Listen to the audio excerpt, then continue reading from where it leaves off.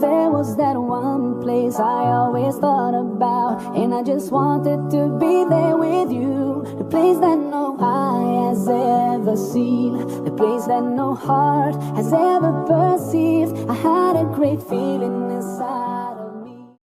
Assalamualaikum warahmatullahi wabarakatuh. Perkenalkan, nama saya Skarnila Anti dengan NIM SF2306034, Prodi S1 Farmasi, Kampus Stika Silveraya Palopo.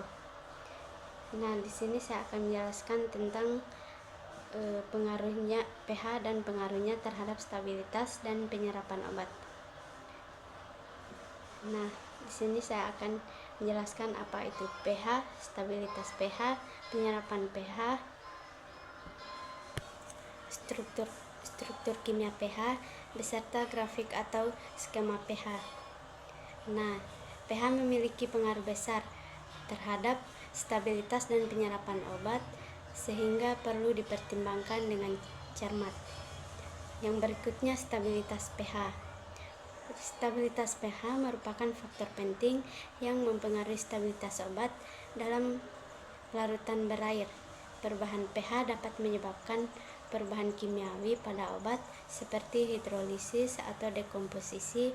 Untuk meminimalkan degradasi obat dapat diformulasikan pada pH yang berbeda dan menggunakan buffer. Yang selanjutnya, penyerapan pH. Penyerapan pH mempengaruhi kecepatan penyerapan obat melalui mukosa gastrointestinal.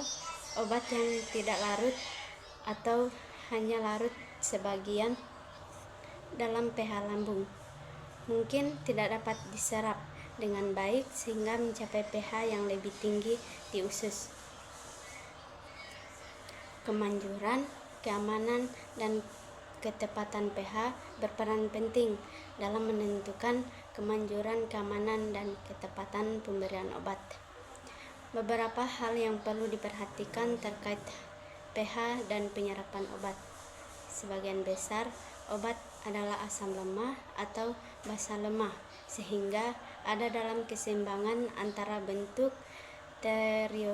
terionisasi dan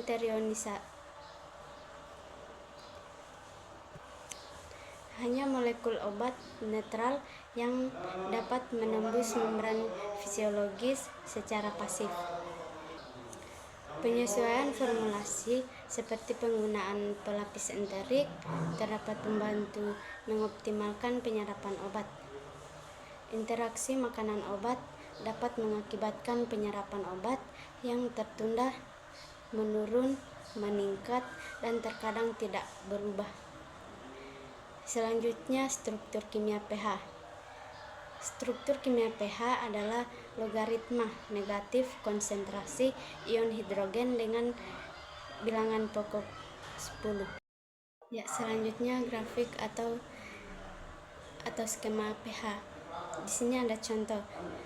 Ada pH dan basa, di mana pH merupakan ukur pH tingkat keasaman atau kebasaan suatu larutan, di mana jika nilai pH-nya di bawah 7 atau pH kurang dari 7, maka larutan tersebut sifatnya asam.